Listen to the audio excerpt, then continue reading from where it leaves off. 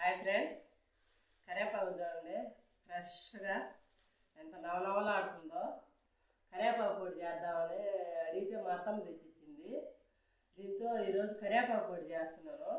పచ్చిదైనా పర్వాలేదు, కొంచెం నూనె వేసుకొని సిమ్లో పెట్టి వేపుకుంటే నీకు ఎండి కరివేపాకు లాగా వచ్చేస్తుంది.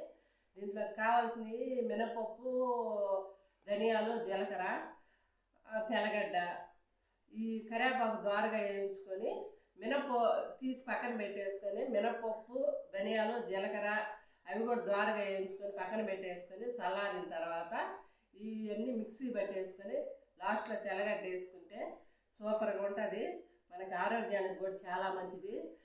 మనకి తెల్లెంటుకలు ఉన్నా కూడా నల్లగా వస్తాయి అంటారు, కానీ నేను ఇదే ఫస్ట్ టైం కరివేపాకు ట్రై చేస్తున్నాను.